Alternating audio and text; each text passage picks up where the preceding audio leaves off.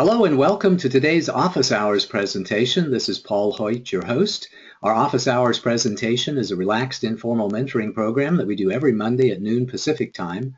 All these recording slides and exercises are archived in our members area, and all of the recordings are available on my YouTube channel at youtube.com/user/Paul Hoyt.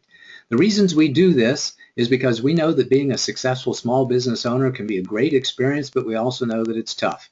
We know that you need education, training, tools, and team to be successful, and we want you to get to know us because when you get to know us, you'll know that first and most importantly, we care about you. We want you to be successful in every area of your life, whatever that means to you.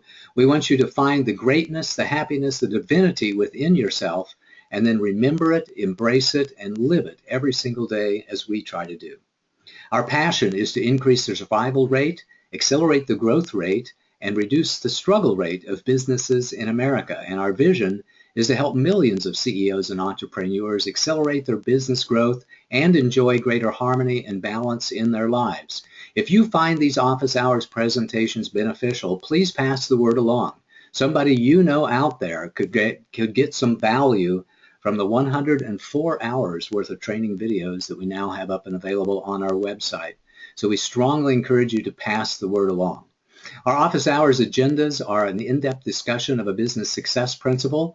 Then we offer some closing remarks, special offers, and invitation to future sessions. Then we go into open Q&A and coaching. So as we're going through the presentation today, write down your questions and write down any other discussion points. You can type them into the chat log in the GoToWebinar control panel, or raise your hand and we'll call on you at the end of the presentation.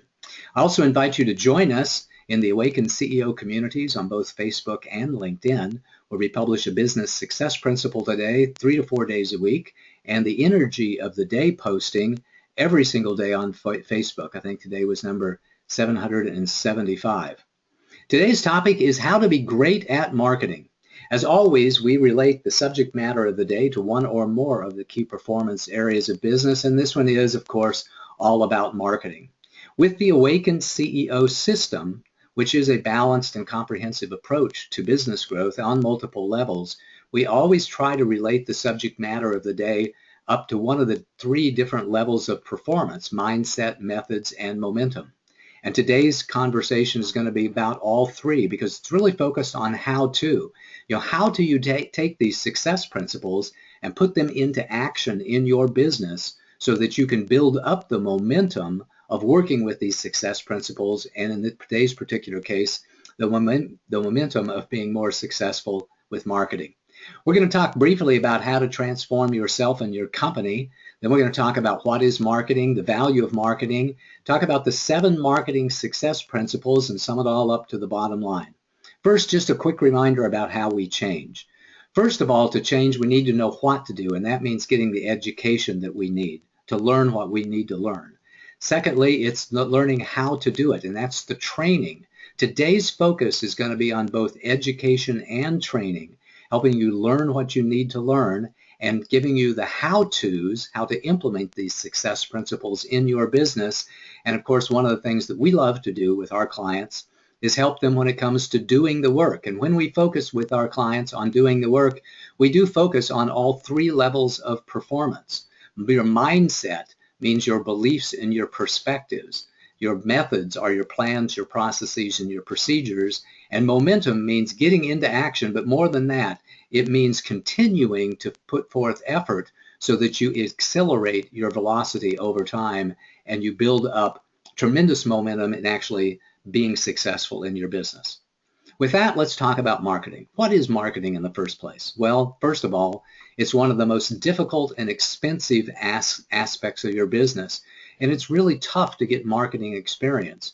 When you work for other people, generally speaking, it's hard to get experience in the marketing department of a large firm. People either major in marketing or then they go into a marketing department at a large firm, and small firms typically outsource their marketing to other firms. And we're going to talk about marketing teams here in a little bit. But it's tough for you and me, the average business owner, to get experience in marketing. We have to focus on that. We have to be very deliberate on that. And even more challenging is developing a winning marketing mindset. As it turns out, the mindset of the engineer, of the analyst, even of the salesperson, or most leaders is not the same as a marketing mindset. With marketing, I say it's these 6 things. It's first of all understanding the needs and wants of the marketplace. It's interacting with your market so that you understand what the marketplace really needs and what the marketplace really wants and what the marketplace will really buy. Then we brand and position our products and services so that people understand who we are and what we do and the value we can bring to them. Then we package our products and services so that they meet the needs and the wants of the marketplace. Then we select our market segments and our routes to market, find ways to actually reach our potential customers and prospects. We accurately and eloquently communicate the value of our products and services. And then the last, and some will say the most important aspect of all in marketing, is generating leads, generating prospects so that the sales team will have somebody to talk to. The value of excellence in marketing: when you are excellent in marketing, your customers are lining up at your door. People are seeking you out. You are highly recommended by other people. People respond to all of your marketing campaigns, and they are very, very eager to talk to you. They love you. They know who you are. They know the value that you bring, and they're eager to do business with you. If you have poor marketing, the impact is severe. Nobody's going to seek you out because they don't even know that you exist. You don't have brand awareness. No one responds to your marketing campaigns, and they don't want to talk to you because they figure it's a waste of time because they don't understand the value that you're bringing to them. As a result, your marketing dollars are wasted and they're very ineffective, and your lead generation is poor, and because your lead generation is poor, your sales are very low. When you are bad at marketing, just like when you are bad at sales, it really, really impacts the performance of your business, the revenues of your business, the profitability of your business. So here are the 7 principles, success principles in great marketing. And we're going to go through these one by one, but here's the list. First success principle is listen to your market and be market driven. Second is niche your marketing. Third is package and price your products effectively. Fourth is communicate effectively at every touch point. Fifth is cultivate a great marketing support team. Sixth is keep up with changes. And 7 is generate high quality leads. Let's take these one at a time. And the first one is listen to your market and be market driven. And I'll say that this is by far the most important principle in all of marketing. If you get anything at all from this presentation today, this alone is going to be extremely valuable to you and your business. And here it is. Market-driven companies find a need in the marketplace, and then they create their products and services to meet that need. Market-driven companies have a 90% success rate.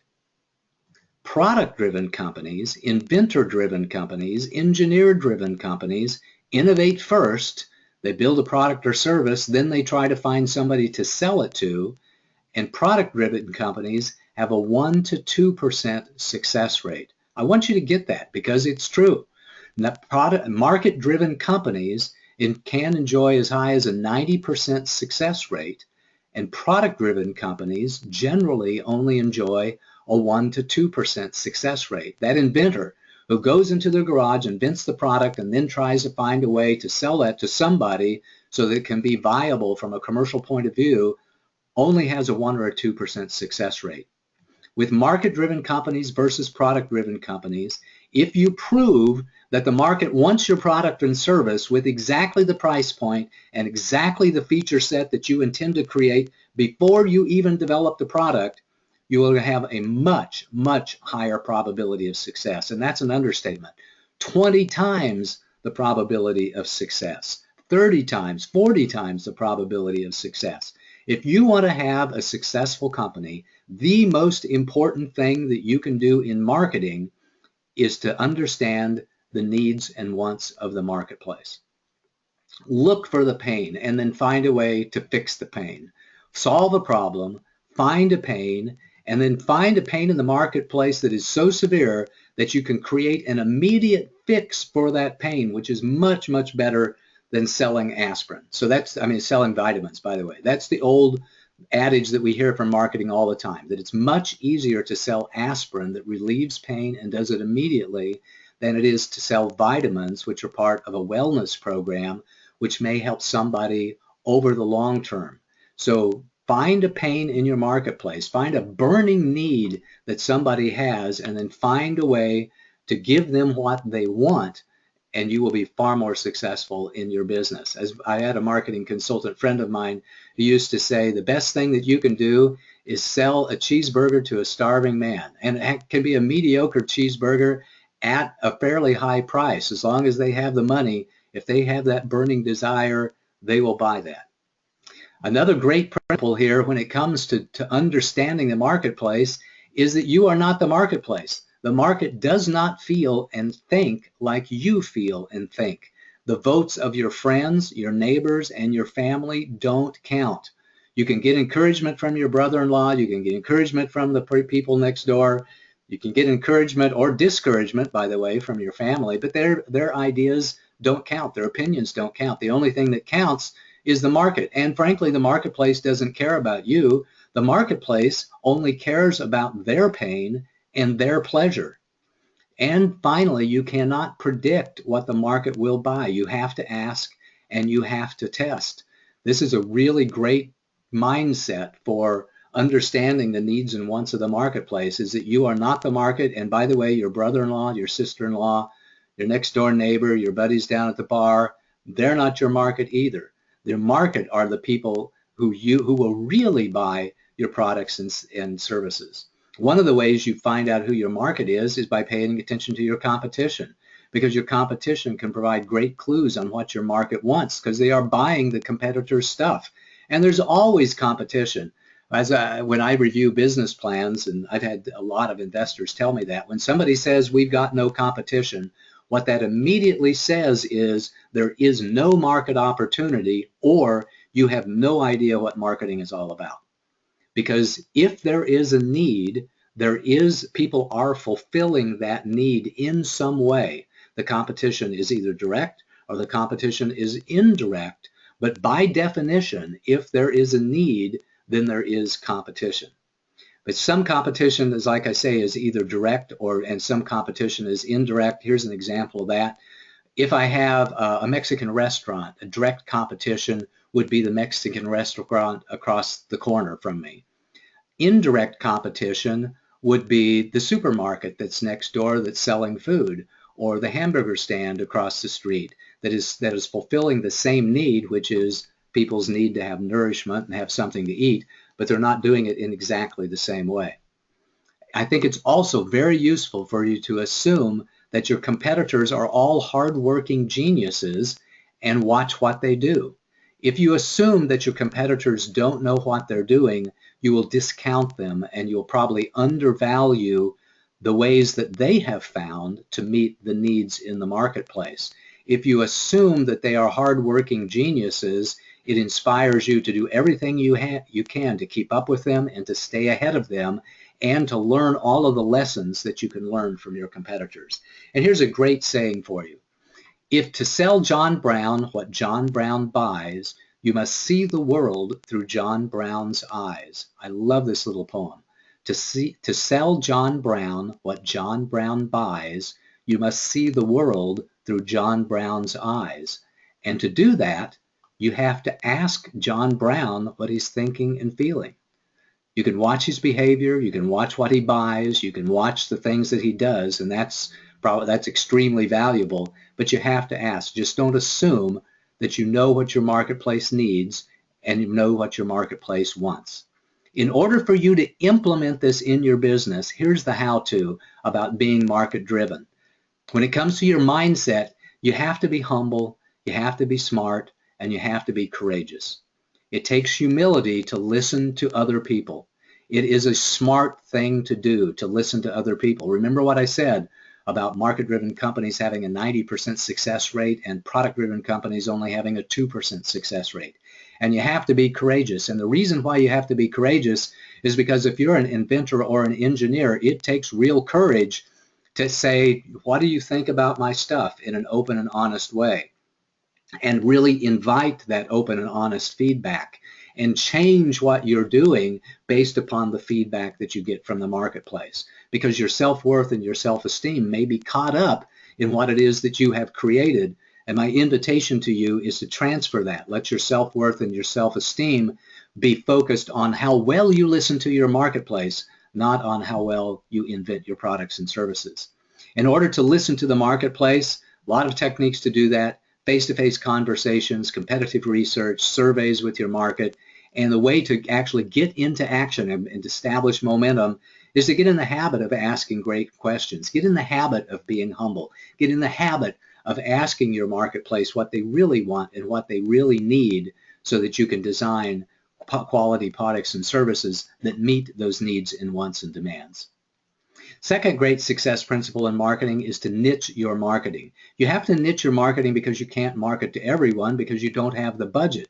You have to control the cost of customer acquisition, and not all of us can afford a Super Bowl ad. We have to establish a beachhead and then grow from a position of strength, and that means having a very small market niche and doing everything we can to dominate that particular market niche, because that's the way we leverage our marketing dollars. Classic market segmentation says for consumers that we segment our market based upon geography, demographics, and income level. And for businesses, that we segment our market based on geography, industry that we are in, the revenue, and the class of business. By the class of business, I mean, we'll explain that a little bit later, but there are 5 classes of business that we focus on. So whenever we find a way to narrow in on a market niche, these are the classic ways of doing it. But there is a brand new way of segmenting our market too, and that has to be not with geographic focus, because of the power of the internet. We focus on offline organizations and communities, but we also focus on online communities and other digital connections, such as our partners lists. So because we can do this, we can focus on psychographics, which is given by the type of organizations that people belong to and the causes that they support, in addition to demographics. So I encourage you to use that to find your customers. And the way that we find our customers is that we go physically or digitally where those customers already are and meet them there. We find out who is already talking to our customers and selling to our customers, and then we partner with them so they can help us access the customers that they are already serving. We focus on specific market segments because we don't have the time, we don't have the budget, we don't have the energy to market to everyone. Once we determine who our market is, and we find a particular market segment, then we determine what our routes to market are.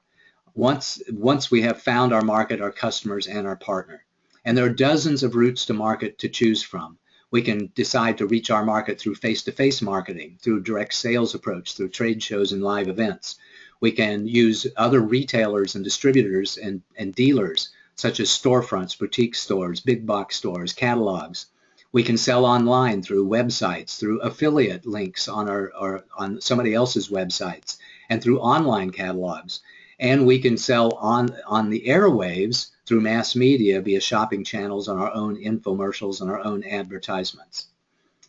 So how do we implement niching our marketing in our business? First of all, shift our mindset. We focus on our ideal customers and we let others show up. And believe me, this is a challenging one. It's been challenging for me to really define who your ideal customer is and focus all of your marketing time and dollars on finding those ideal customers. And if somebody else shows up, that's great. We want to have products and services to reach a broad market, but that doesn't mean our marketing activities are focused on those people, because we only have the time and the money to market to find our ideal customers, not to market to find anybody who might want to show up and buy our services. The way that we do that, again, is profile our customer base and do our market research, and we establish momentum by developing a plan to nail your ideal customer today, then confirm what you think that you know about your ideal customer, and then tailor all of our marketing activities towards our ideal customer in our specific niche of the marketplace. Third great success principle in marketing is to package and price your products effectively. First concept around this is to know that packaging is expensive. The marketplace expects high quality packaging, and it takes time and money to present a quality image to the marketplace. One of the things that I found out several years ago, about 8 or 9 years ago, when I had a client who was putting their products on the shelves at Walmart, was that it can cost $30,000 to $50,000 to package a product for Walmart or for any other big box store, because it takes high quality packaging with just the right words, just the right pictures, just the right pictures on the box, and whether it's a box or a blister pack or however you're packaging it. It costs a lot of money to do packaging expensively when you have a physical product. But digital packaging is expensive too. It changes very rapidly. Your websites need to be refreshed every year or so. Your landing pages and your sales letters change frequently as well. So digital packaging can be very expensive, and it has to change even more rapidly than does your physical packaging. Whenever you're doing your packaging, branding is absolutely critical, because people infer the quality of your product or service by the quality of your packaging. Visual appeal is essential. Your brand is established every time you come into contact with your customers or prospects, and your brand has to be updated every 3 to 5 years, and you have to stay current and fresh with the way that you work in the marketplace. My belief is, and actually I think this is more than just a belief, my conviction is that the pace at which we need to update our branding is increasing over time, because it has become so much easier with today's online digital branding tools, Photoshop, Fireworks, and all of the other tools that we can use to create high quality graphics. It becomes easier and easier for people to change their branding, and it becomes more important than ever for you to have a great brand and then to consistently refresh that brand over time. Another thing about packaging and pricing is discounts and specials. It's important for you to understand whether or not your industry has trained the prospects and clients in your industry to expect massive discounts. If you're selling jewelry, they expect 50% off sales. If you're selling furniture, they expect 50% off sales. If you're selling information products, they expect you to deliver value that is 20 times higher than the price that you're charging for your service. Discounts help plant the idea that your customer is getting massive value, and people, frankly, want to feel like they're getting a great deal because we've trained them over time to feel like they're getting a great deal. And when we do our initial pricing, there are 3 different pricing strategies: cost plus, competitive-based pricing, and value-based pricing. I did an office hours presentation a few months ago on pricing strategies, and I encourage you to take a look at that so you can understand how the 3 relate to each other. And of course, my encouragement for you is to understand all 3 and employ all 3 when it comes to your pricing strategies.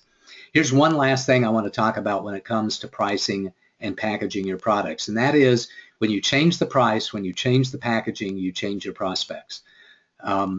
Because your prospects will be attracted based upon your price and based upon your packaging. Some people want a more expensive product or service, and you don't always have to change the product in order to attract a higher class clientele. This is a classic example for coaches, for example, and service providers, coaches and consultants.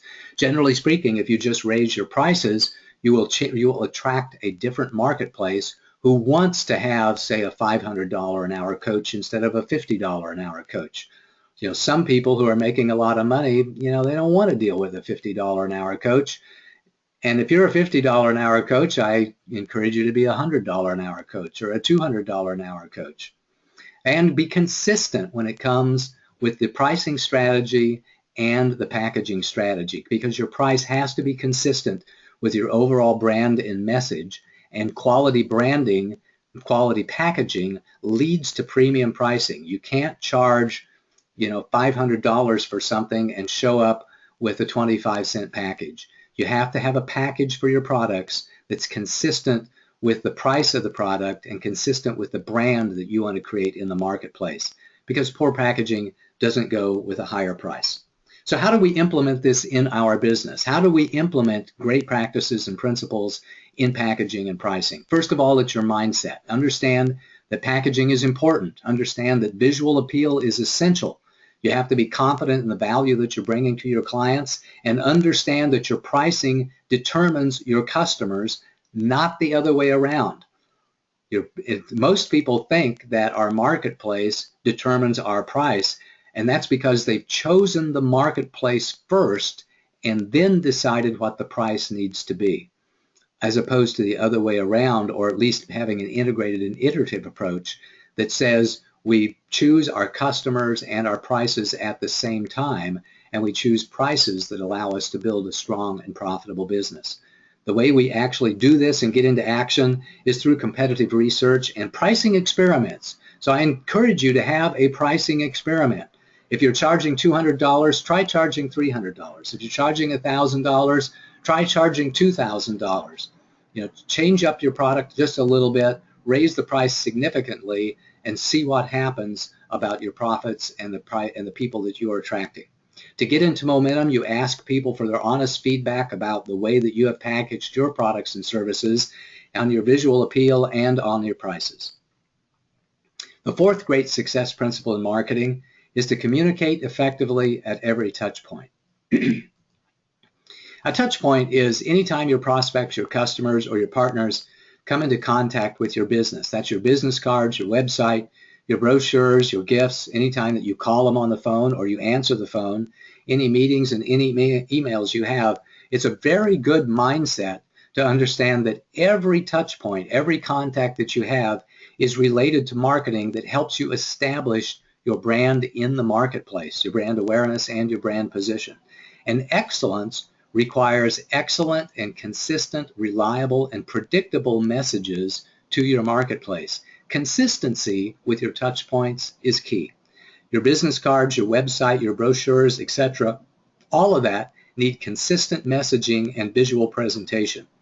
When you greet your customers, your jingles, your phrasing, your theme songs are also very important, because inconsistency causes confusion and consistency builds comfort and safety. People want to know who you are. They want to put you in a box. The conscious mind wants to move what they know into the subconscious mind. And when you are consistent in the way that you interact with your marketplace, it automatically moves you from your client and prospect's conscious mind into their subconscious mind, because it becomes known to them. And then it becomes comfortable, and then it becomes safe, and then you become trusted, and then you're going to have an easier time selling your products and services. It's important for you to be predictable in the frequency that you put out your newsletters and your blogs and your articles and your email messages. But I would add to that there is some great benefit to be had by throwing in a little randomness too. So in my particular case, I put out at least one email every week. On Friday, we send out the email invitation to office hours. And for those of you who have signed up, which is pretty much everybody on the call, but not necessarily everybody that's listening to the recording, you'll also get an email reminder on Sunday. You get an email reminder on Monday about the office hours presentation. And every once in a while, every week or so, I throw in a random email, something on a different subject, inviting you to something else that I'm participating in, or to take advantage of an offer from one of my marketing partners.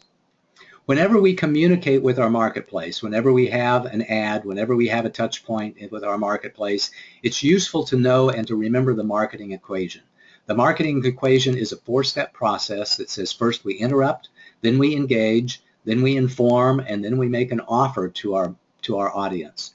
Another way of looking at it is to say we have a headline, then we have something of emotional appeal, then we get into the details, and then we have a call to action. And with all of your touch points, if you remember this marketing equation, I know that you'll be more successful in delivering your marketing messages and having them pay off in terms of leads and in terms of clients. So how do we establish touch point consistency? Well, first of all, we focus on our mindset. We embrace the need for consistency in all of the touch points. We understand about the conscious mind and the subconscious mind, and how consistency helps us feel like a safer choice in the minds of our prospects and our customers. We implement methods to make sure that we understand make sure that everybody on your marketing team understands the importance of consistency in the touch points, and your graphic designers and your copywriters and your advertising people and all of the other folks that are on your team understand that importance in the consistency, that you don't stretch a logo, you don't change the colors of a logo, you have your style guide and you follow your style guide religiously, because we want the marketplace to feel very comfortable with who we are. And then we develop momentum by developing your scripts, developing your logos, talking to and taking responsibility for the quality and the consistency in all of our touch points with our marketplace. Great principle of marketing number 5 is to cultivate a great marketing support team. You've heard me talk about the marketing support team a lot today. Well, here's what I mean by your marketing support team: your branding experts, your graphics designers, your website developers, your advertising experts, your copywriters, and your referral partners, and others as well. Your branding experts help you develop your brand strategy, they help you implement your strategy, and they help you maintain your strategy over time. Your graphics designers help you create your style guides, understand what colors are going to be best for you. They help you create your logos, your fonts, and your typefaces, and help you select images that you're going to be using with your marketing messages, and in many cases they may help you with animation as well. Your website developers help you create and maintain your websites and refresh your websites over time. They help you design and implement your user experience and your user interface, and they help with back-end development too. Websites isn't just about what your marketplace sees and interacts with. It's all the back-end stuff as well. It's the interaction with your lists, with your shopping carts, with your databases, with all of that stuff on the background. So some website developers are just focused on the user interface and the user experience. Some website developers go much further than that. They go into actually developing your information product solutions through implementing your shopping carts, implementing your list management systems, your CRM systems, etc. Your advertising experts help you develop your messaging. They create ads for you. They pick the platforms and the media. They buy the airtime and they place the ads, and they target the ads at your ideal customer. That's why it's important to niche your market, so that the advertising people know exactly where to target your ads and send your ads. Your copywriters help you develop copy and content for things like your website, your sales pages, your descriptions of your products. They paint pictures with their words, and my experience is it is much harder than it looks like to actually do a successful copywriting, and some people are a lot prouder of the words that they create than they should be. One of the humbling lessons for me when it comes to branding and marketing is that I'm not very good at all at picking product names. I really have to listen to my marketplace to get advice and counsel, and listen to my support team to get the counseling and the guidance that I need in order to pick great names for my products. Another member of your marketing team can be your referral partners. They bring you leads, they help sell your products and services on their websites, and they may have cross-linked on their websites or endorsed email campaigns that drive people to your online presence. And it's really the way that you grow the list. And there are more, of course. Other marketing consultants might design and execute your marketing campaigns. They might manage your launch events and other events. They help you determine what your marketing budgets are, and they help you create and run your marketing calendar. So how do we get into action? How do we establish momentum with our team? Well, first, as always, we shift our mindset. We understand that expertise is critical. We understand that mediocrity looks really bad. Far better to have a small volume of high quality marketing than it is to have a large volume of poor quality marketing, because the high quality marketing will attract who we want to attract, and the low quality marketing isn't going to attract anybody at all, or it'll attract the people we don't want to attract. To get into action, we establish the methods of asking for referrals. We focus on due diligence. Had a little typo there in the slide. We focused on due diligence, and we get support from our marketing team in order to establish momentum. The seventh great principles in marketing is to keep up with changes in the marketplace. And oh my goodness, this is one of the things that makes marketing so challenging. People rapidly learn to filter out unimportant information. So we have to consistently change our marketing messages and tactics, because they're getting thousands of messages a day delivered in a lot of different ways. So we have to continually change tactics in order to be heard. we've seen a tremendous evolution in the way that marketing messages are being developed and the way that they are being delivered to the marketplace. A long time ago, the only way we had was face-to-face marketing. We just talked to somebody. We walked up to somebody. We were a door-to-door salesman or the traveling salesman on the car with a car, because that's the only way we reached our marketplace was via face-to-face conversations. Then we started having print ads and radio and TV ads. Then came along direct mail and teletype and telex. You remember the old telex machines? I certainly do. And then fax-based marketing. And then came auto dialers. Then we saw evolution of a lot of online and offline events, email marketing, banner ads on websites, pay-per-click, which was kind of invented by Google in the late 1990s. And now we see social media and mobile media marketing. The trends in communication these days are that print is dying. Newspapers are going out of business. Magazines are going out of business. Nobody is getting their news that way and their information that way. We're all focused on our smartphones and our monitors. We get our information via the internet. TV ads are dying as well, because now we're seeing push systems like Netflix and Hulu, and we're seeing most people record their shows and skip right over the advertisements. So TV ads are dying. The messages are getting shorter. Video is really coming into prominence, and mobile is the media. So if you want to have the most effective marketing campaigns, think about having very short messages delivered via video to somebody's smartphone. That's the way that we do it. In fact, there's a lot of people out there that don't even have computers anymore. They're just doing everything on their tablets and on their smartphones and via apps they're running on those devices. So how do we establish momentum? The how-tos are first focus on the mindset. We embrace change. Know in your heart and soul that what is working today will not work tomorrow. That whatever marketing campaigns that you have, whatever messages you're putting out to the marketplace, however you're delivering those messages to the marketplace, if they're effective today, a year from now, 2 years from now, tomorrow, they are not going to be effective. You have to keep your eyes open. You have to continually take a look at what's working and what's not working. There's a famous pop star that you may have heard of, Elton John. He's pretty darn famous out there. One of the things that has caused Elton John, or helped Elton John, be successful for decades, by decades, I mean like 40 years or so, or 50 years for him to be successful, is that he is prolific in buying other people's records. He says every single week he goes into a record store. It used to be record stores. Now he goes online and he buys the top 10 records. He understands what people are buying. He keeps up with changes in the marketplace so that he can keep his finger on the pulse of the marketplace and always keep at the front end of those changes in the marketplace. My encouragement to you and the way you keep up is to try something new today and every single month. Understand that, again, what worked yesterday won't work tomorrow, and you have to get in the habit of consistently doing things new.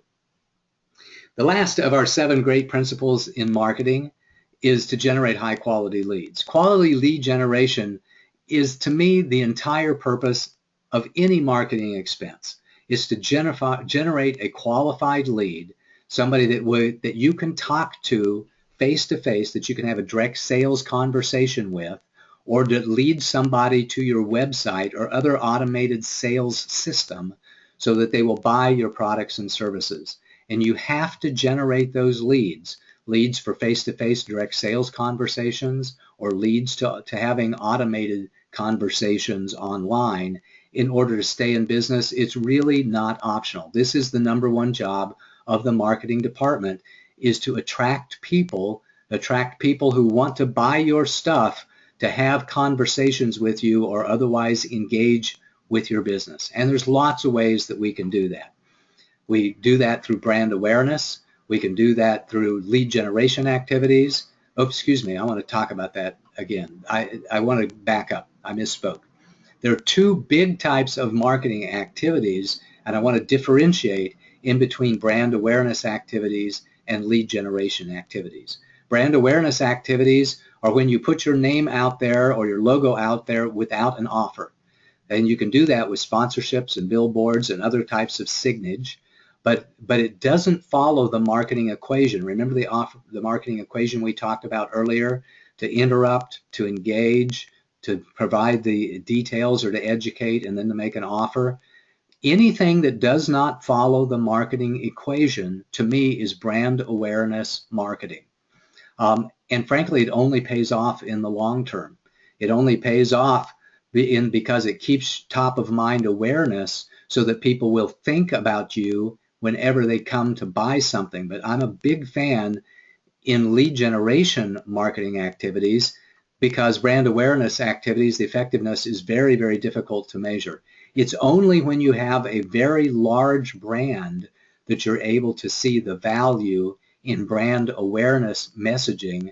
It's only when you have done nurture marketing for a very, very long time that you see how it's going to pay off for you. Brand awareness marketing, nurture marketing, which are very similar in nature, are not likely to generate a high volume of leads that will pay off immediately for you. Lead generation activities are measurable. They have a specific call to action that is trackable through discount codes, special 800 numbers, email addresses, or some other method so that you can understand which lead generation activities are really paying off for you in your business. And there's a lot of ways to generate leads. Ideally, they're integrated and they're synergistic with each other. And my encouragement to you is you don't put all of your eggs in one basket. Some of those lead generation activities are done by people, such as at networking event with a direct sales team or a telemarketing team. Some of those things are done in automated and digital ways like door hangers and brochures and direct mail and emails to your list and other people's lists. Print, broadcast, radio, and TV advertisements are automated or digital ways of doing that, as are podcast, internet, radio, and TV, and pay-per-click advertisements. And of course, the most latest one, social media. So how do we actually put this into action in our business? How do we establish momentum in our business? First of all, is your mindset is focus on the leads. It's very critical that you understand the difference between brand awareness marketing, nurture marketing, and lead generation marketing. And if you want to sell stuff, we need to focus on leads. We need to understand the marketing equation. We want to make sure that we're working with marketing professionals who can help us develop our marketing messages and demand results of the marketing professionals. Some marketing professionals will not in any way be held responsible for the results. And generally speaking, by the way, that's marketing professionals who focus on brand awareness. About the only thing that they will say is we'll get you so many people to look at your website, not necessarily so many people to actually buy your stuff. And my strong encouragement for you is that you focus with marketing professionals who will help you actually generate leads in a way that is measurable and trackable, because that's the way that you actually sell things. And I encourage you, as with other things, to try something new today and every single month. With multiple lead sources, I recommend that you don't put all of your eggs in one basket, that because the effectiveness of those lead sources changes over time, and you have multiple, and having multiple sources is the key to growth and stability. So here's your excellence in marketing mantra, where I have a mantra associated with each one of these foundation series programs. Last week we did one on leadership, and here's the one for marketing. I am committed to listening to my customers and solving their problems. I will let the marketplace tell me how to serve them and what to sell them.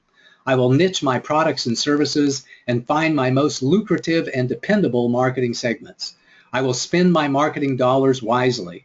I will package and price my products and services so that my customers clamor for them. I will communicate effectively at every touch point. I will cultivate a great marketing support team. I will keep up with changes in marketing tactics. I'll constantly be testing new messages and techniques, and I will generate plenty of high-quality leads for my sales team to close. Those have been the seven principles in great marketing for us today. Listen to your market and be market driven. Niche your marketing. Package and price your products effectively. Communicate effectively at every touch point. Cultivate a great marketing support team. Let me go back. cultivate a great marketing support team, keep up with changes in marketing tactics and strategies, and generate high-quality leads. Here's the bottom line.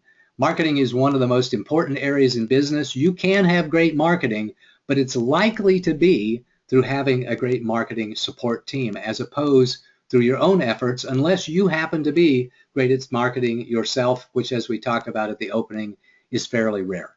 I encourage you to focus on making improvements in your marketing every single month so that you can be great and keep being great over time. That's been our agenda for today. We talked about generally principles about how you transform yourself and your company. We talked about education, training, and coaching. We talked about what is marketing and the value of marketing and the impact of poor marketing.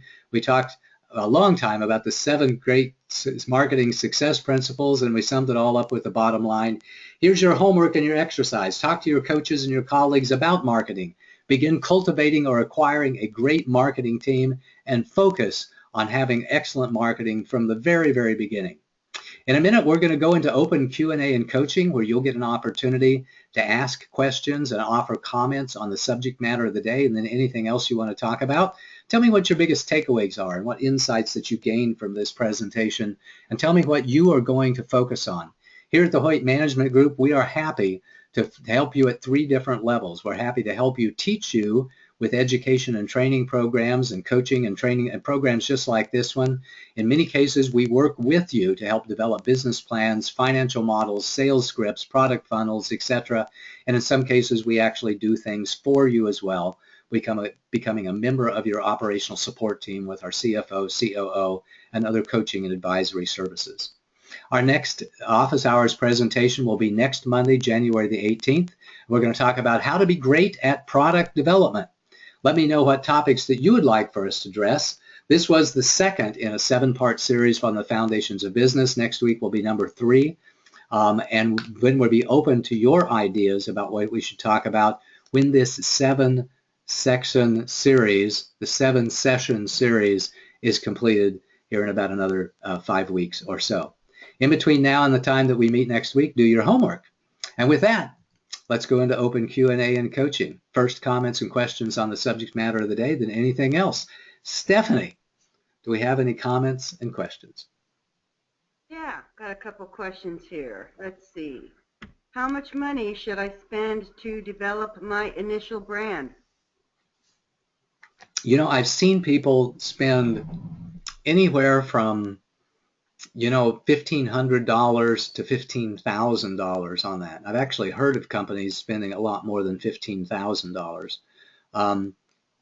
So let me give you an example of the $15,000 or $25,000 or $30,000 approach to developing the initial brand for your company.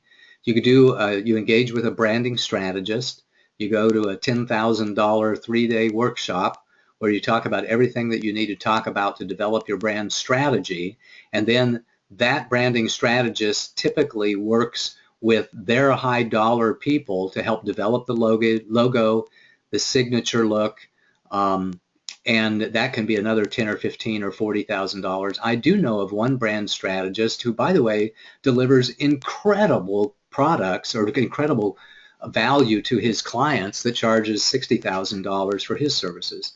And it's brand strategy, brand implementation. I don't think he does brand management, but brand strategy and brand implementation, and does an incredibly powerful job for that $60,000. So if your budget can afford it and you want to have a world-class look, and I mean an absolute world-class look, I've got exactly the right person for you.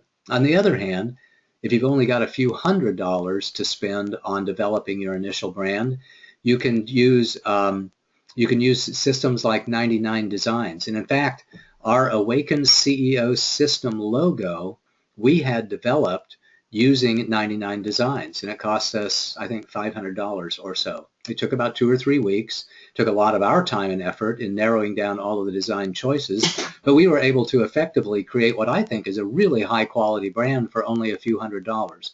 And if you want to see how we did that, give us a call and we'll share with you how we did that, and in fact even work with you during the process and coach you and advise you and even manage the process of helping you develop your own low-cost brand if that's important to you. But I would say at a minimum, it's going to take a little bit of work on brand strategy. That's going to be, $1,000, $1,200. To develop a high quality logo is going to be another few $100s. $1,500 to $2,000 is a pretty reasonable budget for an initial quality brand. Hopefully that was helpful to you. Next question, Stephanie. All right. Do you have a marketing professional who I can demand results from? I do. I've got, in one particular case, I've got a public relations firm that I've worked with in the past that you only pay whenever they deliver results. I don't know what their current charges are. A long time ago, it was something like $150 for every time that they booked you on a TV show, or maybe it was $150 for a webinar, or $50 to be a guest on a internet radio show, or $50 every time they got an article or a blog entry posted in a physical newspaper or magazine, or a few $100s whenever they got somebody else to repeat a blog entry. And you only paid them whenever they generated specific results for you. And you have a budget associated with that. But here's another great example of how you do that is pay-per-click. With pay-per-click, you don't pay Google or any of the other websites that have pay-per-click until somebody actually clicks on your sponsored ad. That's a classic example of only paying for results. And there are some marketing firms out there that you can work with that you only pay whenever they generate a lead for you, and you pay them based on the number of leads that they generate, or the number of appointments that they set for you, or the number of engagements in terms of somebody coming to your website and signing up for your stuff. So yes, there are marketing professionals that you can use who you only pay whenever they actually perform, and only within a specific budget. And at the top of that list would be this one public relations professional that I'll share with you. And pay-per-click works extremely well. So there's a couple of good examples out there. Hopefully that was helpful. Stephanie, next question. Yeah. The only thing that I would add to that about demanding results is to recognize that your marketing is a team effort. And there's more than one person who's going to be involved in that. And there's a lot of follow-up. So it's all a big, a very interesting puzzle. You ready for the next question? I am. What about, and Brian is on the call if we can get, Brian, if you're available, if you want to ask your question out loud. What about writing a book on your product or service as a strategy for becoming an authority with your niche, and then use that as a core to drive your business by multi-purposing it through videos, ebooks, podcasts, blogging, etc.? That's kind of a long question, and you probably typed it into the chat window here, so let me take a look at that. Well, first of all, I'm a big fan of writing a book. When I first started my business 15 years ago, I realized right away that I needed to have a book. So in 2004, it took me a while to write the book, and it took me a while, frankly, to figure that out. But I wrote a book in 2004 called The Foundation Factor, where I introduced the concept of the 7 key performance areas of success, the concept of business success principles and best practices, and it became my pulpit that I'm still preaching from. 15 years later, I'm still talking to people about the importance of being competent in all of the key performance areas of business. And that's become, my message, one of my central platforms for the marketplace. So yes, I'm absolutely a fan of writing your own book and having your unique message of value to the marketplace, and then using that content over time with blogs on your website, using it as a platform from which you can become known, and you can have your unique value proposition, unique selling proposition to the marketplace. So yeah, that's absolutely key.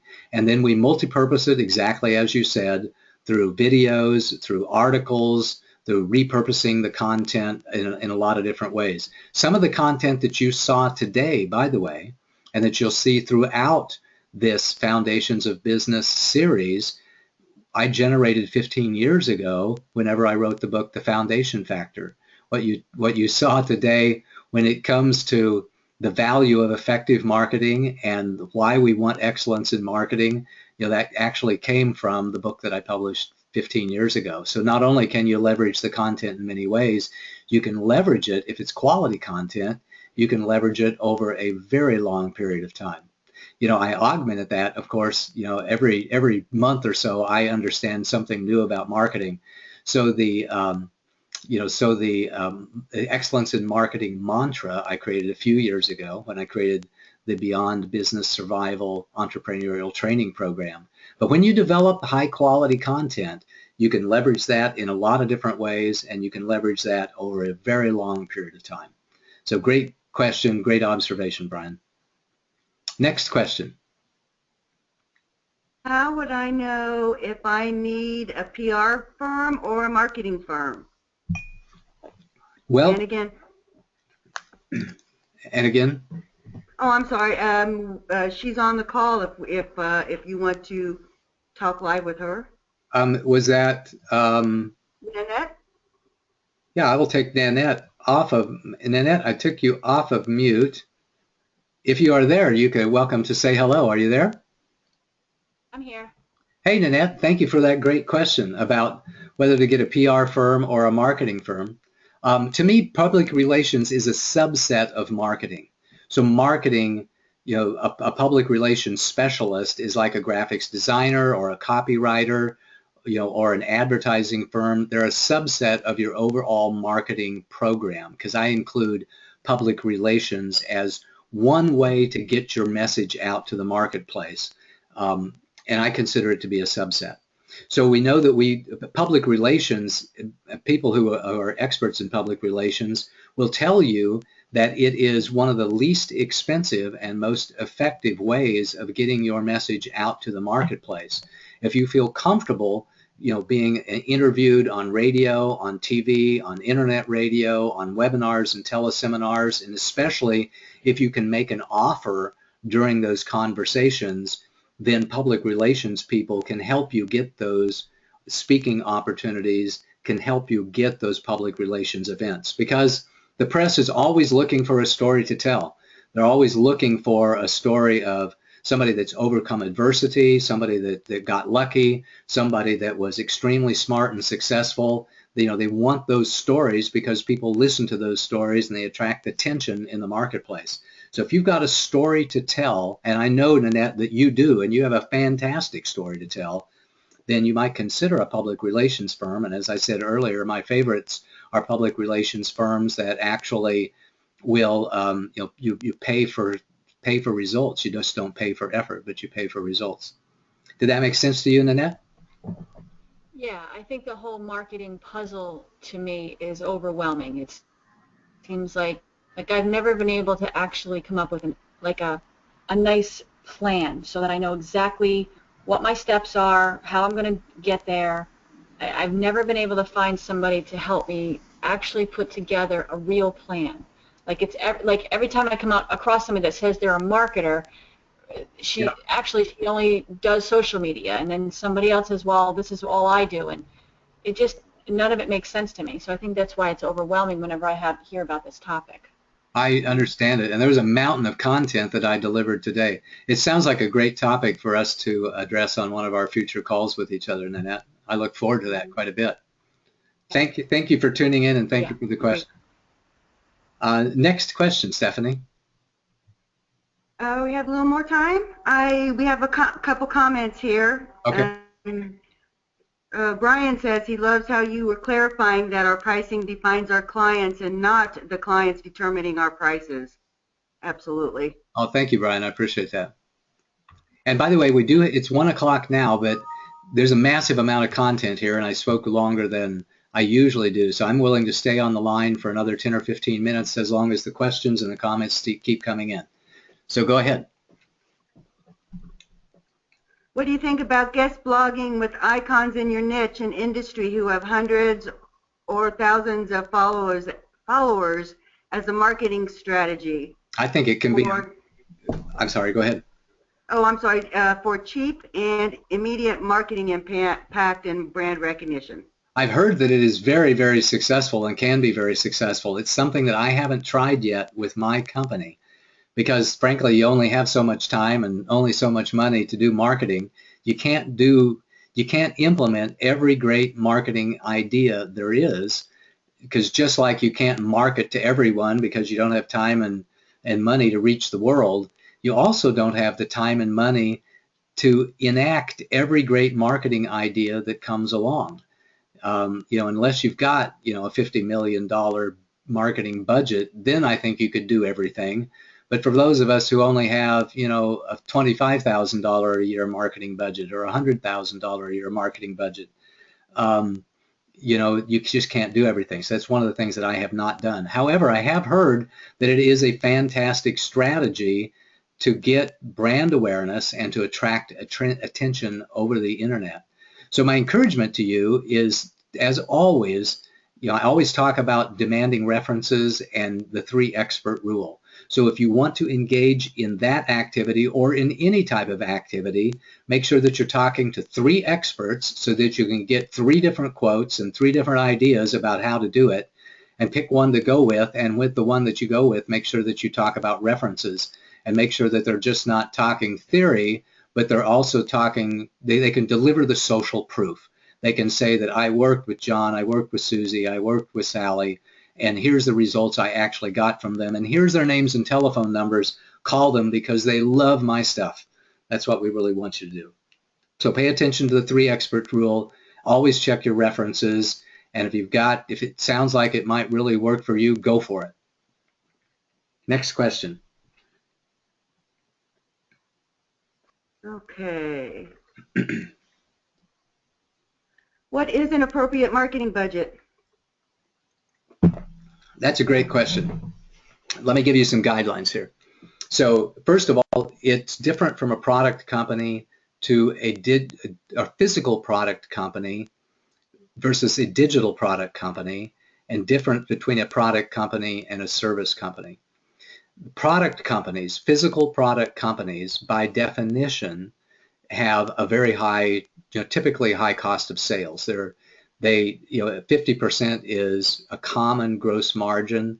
We'd like to see companies have a 60 or a 70% gross margin, but when you factor in merchant account fees and you factor in sales commissions and royalties and licenses and other aspects of direct costs, it's pretty hard to have a gross margin that's greater than 50 or 55%. With service companies, it's kind of the same thing. It's really hard to have a gross margin greater than 50 or 55%. With digital product companies selling information products, you can have a gross margin that's as high as 80 or 90%. And the only thing that detracts from your gross margin is your merchant account fees and your commissions, because there is no cost of delivering the product. So generally speaking, physical product companies, a good rule of thumb over time is 5 to 8% of overall revenues as a marketing budget. For service companies, it can be 10 to 12% of overall revenues as a marketing budget. For digital product companies, where the gross margin is so high, you can have 30% cost of revenues as an overall marketing budget, and it can be even more than that. For example, if we're selling an information product with an affiliate to their list, they may take 50% of the revenues, and that means that 50% of our revenues was on as a marketing expense and part of our marketing budget, because we're paying that as an affiliate fee or as a referral fee. So it is all over the map. And the other thing to consider is that in the early days of your business, that first 2 or 3 years of your business, you may find yourself spending 3 to 5 times a normal annual budget in marketing. So for example, if you want to have a business that's going to have $500,000 a year in revenues, and you figure it's a service business, so I'm going to spend $50,000 a year in marketing. When I get to that $500,000 a year in revenue figure, you may find yourself spending $100,000 or $150,000 in the first year or in the first 2 years to establish your initial brands, to develop your initial marketing collateral, and to do everything for the first time when it's very, very expensive to do so. So generally over time, again, marketing budgets for most companies run 5 to 10 to 12%. If it's a digital product company that has very, very high gross margins, it can be as high as 50% paid out in the form of affiliate fees. But every company has typically in the first year, especially the first 90 days and the first 6 months, has a marketing budget that is, a lot of times it's whatever you can afford to go out and get the quality brand, to develop the website in the first place, to develop your first round of marketing collateral, to develop your business cards, to do all that stuff. It costs a lot of money in the early days of a business. Hopefully that was helpful to you. Next question, Stephanie. I had heard that the simplest way to understand copywriting is to relate it to writing a letter. First, who it is to, then what it is about, followed by why you are writing it. Do you have a better analogy? Well, yes and no. So first of all, I think that that's a fine analogy for some copywritings. For example, if you're writing a letter to somebody. If you're writing copywriting comes in a lot of different flavors. So here's an example of copywriting. I have a client that sells jewelry over the internet.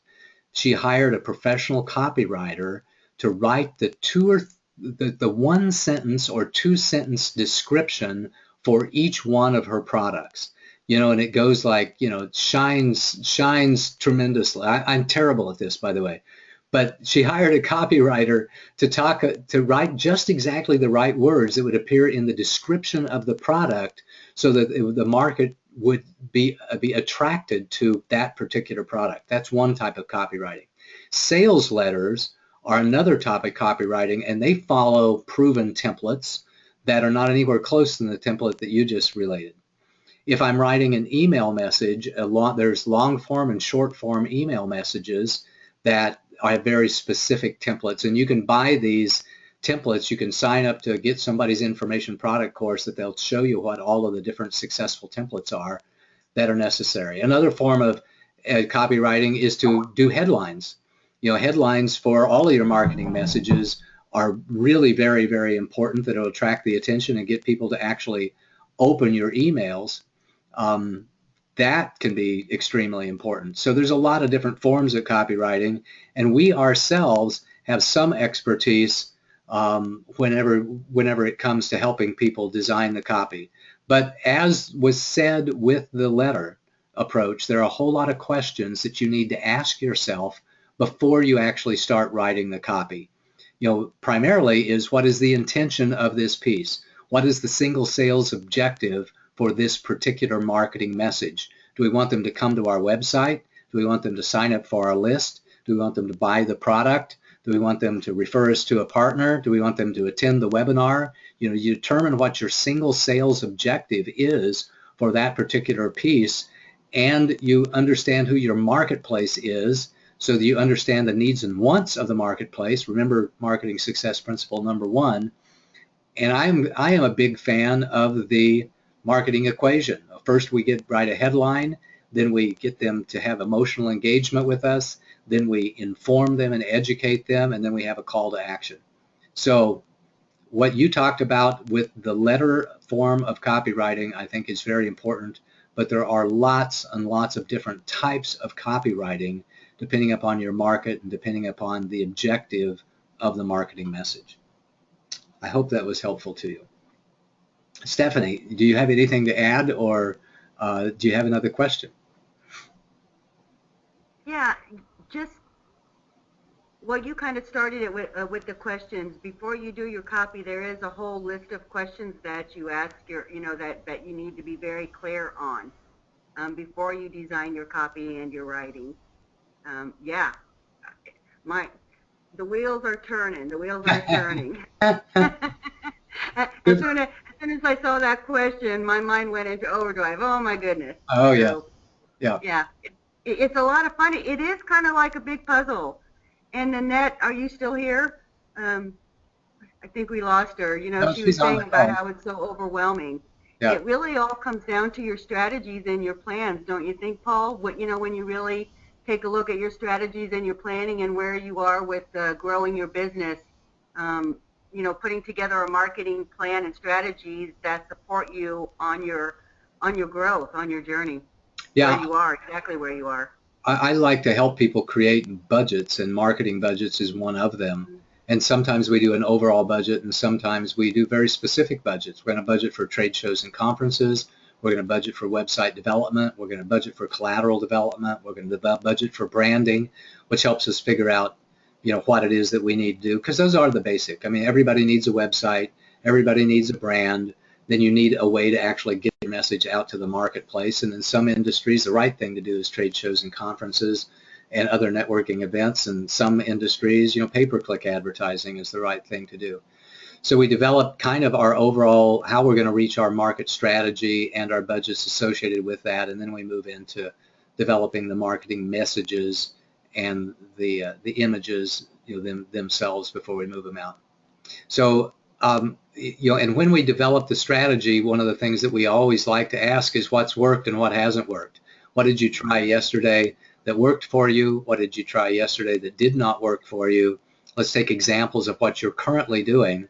Let's take a look at all of your existing marketing brochures, your branding, your messaging, your websites, your everything, so that we can understand exactly where you are today. Then I help suggest making improvements in that and getting your team in place. I have 12 minutes after. We got time for one or two more questions. Go. Most people think just because people have a need and a want for your product or service that they can.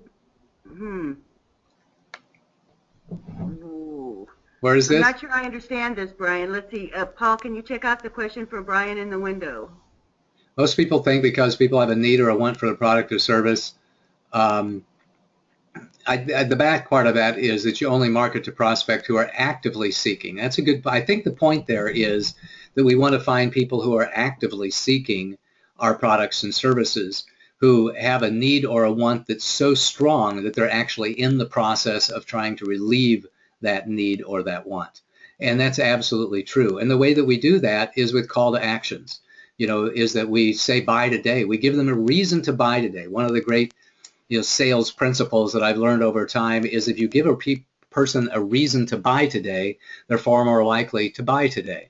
So we have a special offer. We have for a limited time discount. We have, you know, some sort of constraint on the timing of the offer or the amount of people that we can accept, you know, into our business, and that gives them a reason to do it today. And that's the way we find people who are actively seeking, you know, some sort of solution to their problem. Another classic way, by the way, is pay-per-click, because pay-per-click works based upon the criteria that people type into the search bar. If they type in, you know, red platform shoes, and you have red platform shoes, you know, your ad's going to pop to the top of that list, and they're going to click on you, and they are actively seeking something that they want or something that they need in that way. Brand awareness, by the way, marketing doesn't pay attention to that. Brand awareness marketing says, I'm just going to put my name out in the marketplace so that when I extend an offer, then people will kind of know who I am because they've already heard of me, or that it will keep my name at the top of people's minds so that when that need comes up, that want comes up, and they begin to actively pursue a solution in the marketplace, that I will come to their mind. So brand awareness nurture marketing, you know, does work, but it works long term and is not specifically focused on generating leads today. I got 1:15. Stephanie, do we have any other questions? I'll take one more final one if we do. How can you help me with my marketing? Thank you for that question. I love that. Well, to me, marketing is a part of your overall business growth strategy. So, and it's an essential part, and and one of the most important parts is what are you going to sell, who are you going to sell it to, how are you going to reach them, and the pricing of your products and services, and how you want to position yourself in the marketplace. Whenever I do strategic planning engagements with my clients, understanding the answers to those questions is really important before we develop the brand strategy, the growth strategy, the marketing strategy, the sales strategy, the staffing strategy, the funding strategy, etc. We have to know that. So as a strategist, understanding what your brand strategy is and your business model is really important to us. Now, beyond that, for the tactics and the details, we do help people develop in detailed marketing budgets. We help people get people on their team to do things. We ourselves help people develop product funnels and then develop sales letters and other copy to help them do that. We have some expertise in that, primarily through the expertise of Stephanie on our team. She's much more gifted at marketing than I am. I'm gifted on strategy. She's actually quite gifted in the tactics and the details and the day-to-day of how do we actually get the marketing stuff done. And as we said last week in our office hours on leadership, I think the most important question in business is, who can I get on my team to help me form a great team? And would be honored to talk to you about how we can be on your team to help you form a great team, a marketing team, an operations team, a team in many, many ways. With that, we're going to call this office hours presentation to a close. I want to thank everybody who stayed with me on the call today a little bit longer than usual because of the massive amount of content that we had around marketing. I loved your questions. I really do appreciate those. Next week, on January the 18th, we're going to be talking about how to be great at product development, which of course is very, very closely related to marketing. So I invite you to tune in for that call live. We'll take your questions and your comments if you tune in live. And if not, I certainly encourage you to listen to the recording. And until we see you again, this is Paul Hoyt saying thank you for coming and wishing you a most marvelous and prosperous day. Bye-bye.